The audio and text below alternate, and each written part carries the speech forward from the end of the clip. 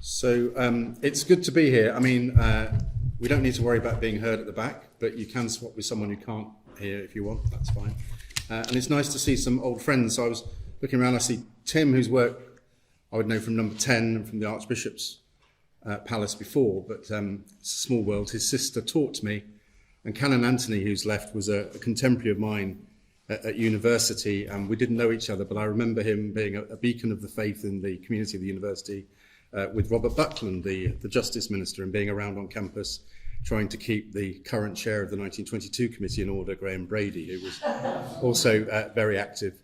And there are other friends here as well, and such as Laura Marks, who does such amazing work around genocide and around Holocaust Memorial Day, which aligns with my research in Rwanda, and Lord Bates, just back from the Camino de Santiago, who did such a fine job as a minister. And so it's great to be here with so many friends and so many people whose work I admire. George is the principal investigator, and he'll tell you most about this report.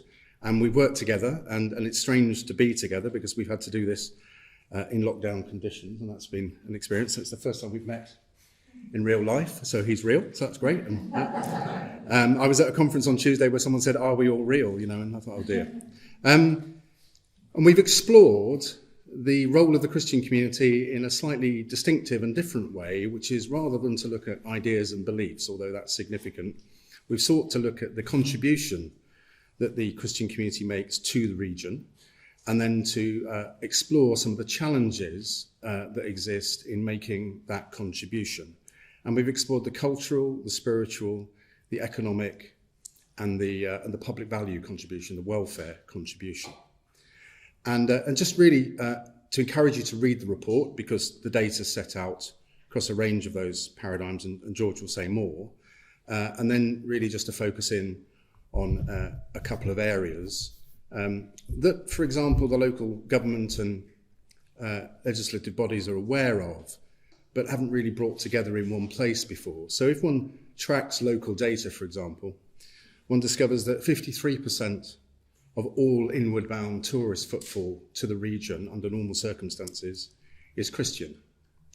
And just over a quarter of all tourist footfall in Israel is to the holy sites, from Christian organisations or Christian networks or the Christian community abroad coming in to visit.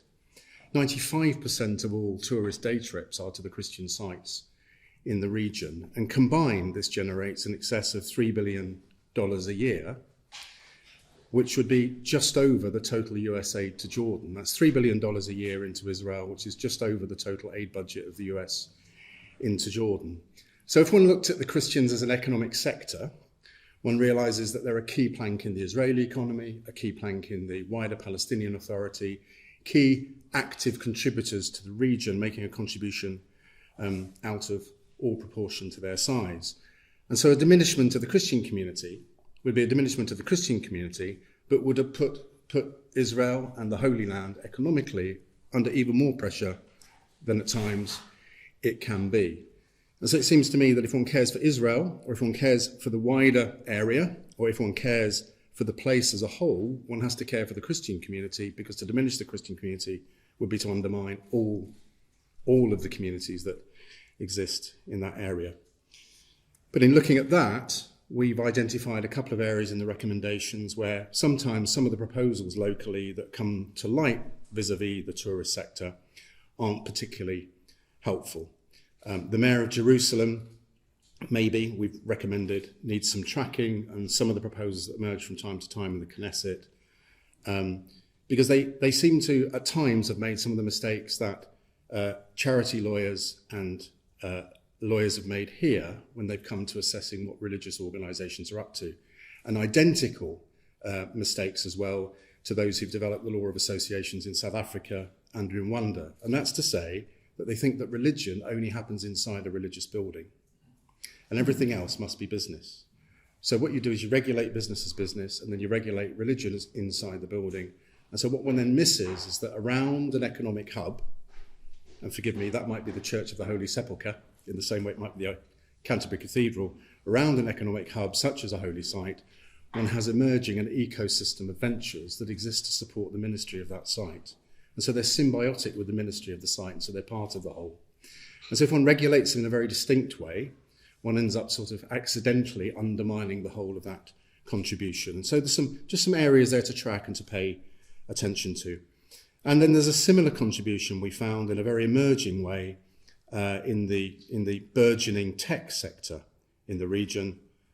So some governmental interventions have specifically targeted venture capital investment from government, from the Israeli government, from the Palestinian Authority, to build the capacity of local Christian communities to build tech ventures, because it's such an important future trajectory sector to the region. But then there are some obstacles then around talent recruitment and talent retention, and whether or not the way that resources are allocated attract equally across communities. In the same way that we make mistakes here, I used to be on the board of an NHS trust that forgot to care for any of the black people in its patch because it never tracked it. Then when it started tracking it, it could sort it all out and the performance of the public sector body could improve. So there's some things to track there as well. So a striking economic contribution out of all proportion to the size of the community, striking innovative contribution in the tech sector on the economic side, with lots of potential for that to be built on by external venture capital from the Christian community from abroad, from enhanced philanthropy from abroad, and just by tweaking and improving some of the legislation that's in place at the local level. And I'm going to hand on to George to talk about the other findings of the report. Thank you, Francis. It's great to be here today. So in addition to presenting new data on the Christian contribution to existing economic sectors, particularly within the tourism sector, as demonstrated by Professor Davis, we have also recorded the major civic benefits arising from the cultural, spiritual, education, and social welfare aspects of the Christian ecosystem. So Christians add significant public value by having established schools run by the local churches. These schools foster high-quality education within Israel, the Palestinian territories, and Jordan, and are considered being far superior to the Muslim and Jewish counterparts. Their work promotes social inclusion across the Holy Land, as they're open to pupils regardless of religious affiliation, and they help advance tolerance and foster positive engagement between diverse students. Now, beyond education, the Christian contribution to society is wider still. Christians make valuable contributions in numerous fields and are involved in various businesses in the Holy Land, trading in real estate, in regional medicine, in academia, but also in contributing in technological aspects of local economies, such as, for example, in tech startups and ecosystems, and other humanitarian sectors in Israel, Palestine, and Jordan. And just to add on that, in Israel alone, even at the most conservative of estimates, the incoming international resources in this regard are in excess of $250 million per year. And if we then add philanthropic resources sent to the region from organizations such as World Vision and Caritas, that takes the figure close to $3 billion.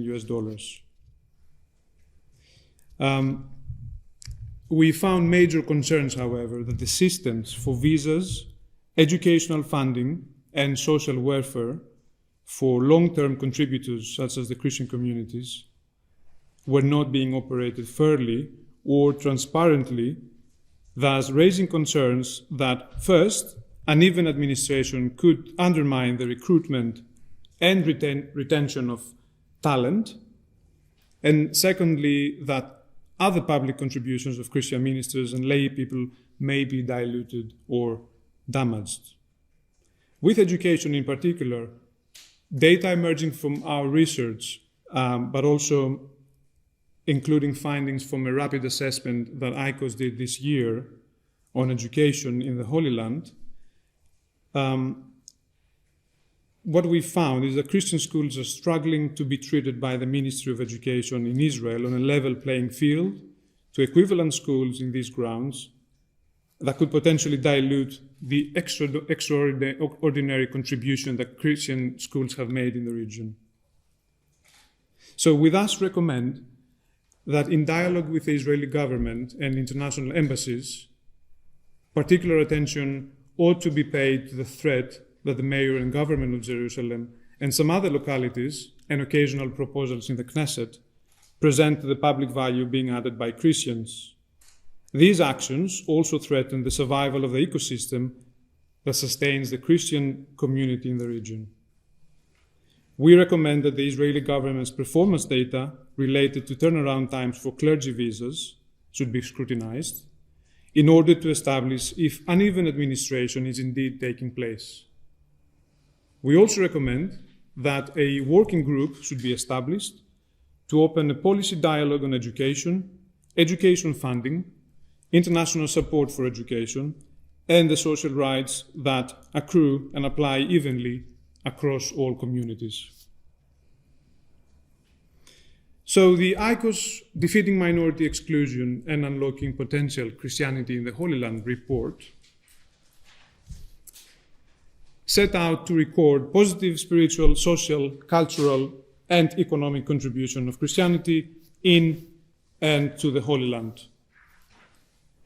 To that end, we have documented in the report the public value that Christians add in the region's societies and their special importance and influence on the social fabric of the Holy Land cities. We draw out new data on the Christian contribution to existing and growing economic sectors in the region. We record the major civic benefits arising from the Christian ecosystem of cultural, spiritual, education, and social welfare service. We begin to measure the scale of incoming philanthropic resources that assist these endeavors. We have also worked, however, towards identifying the risks and constraints that exist to restrain that positive contribution. And these include state taxation on Christian churches that directly threatens the very existence of these institutions, delaying or denying visa access to Christian clergy, which poses a great challenge to everyday pastoral, ministerial administration and running of the churches. Government pressure on tourism directly affects Christian businesses, but also ineffective international support, social hostilities in Israel, and the status of Christians in Palestine as a minority, as well as unemployment and poverty exacerbated by the recent pandemic, threaten the very existence of Christians in the Holy Land. Most of these issues, part demographic, part legal, part resource-focused, are identified as threats that require urgent attention. Most importantly, these issues are interlinked and contribute to the tendency of Christians to emigration. If the Christian population in the Holy Land declines even more rapidly, the positive contribution will be undermined. So concerted efforts at home and abroad can mitigate the risk. So with that in mind, we have identified key conclusions and made specific recommendations for next steps. Though it's necessary coordination between ICoHS, the local churches, church-affiliated organizations, donors, external donors and investors, as well as the local communities. The recommendations offered map possible new directions to overcome the challenges identified and meet the needs of Christians in the Holy Land. So these strategies could help reduce emigration and stop the exodus of Christians from the Holy Land. They open channels for dialogue and participation between state and non-state actors. They contribute to building enhanced policy advocacy for Christians in the Holy Land to create change in policies that affect them. They function as a basis for the planning of new investment, resource gathering and support, and it's really a foundation for researchers in governments and beyond to improve the evidence base through which they interpret Christian and other community minorities in the region. More importantly, this exploratory report provides the basis of further analysis and recommendations for actions by policymakers, diplomats, funders, and especially the wider global community of individuals and organizations who cherish the Christian community in the Holy Land's current and future contribution. Thank you.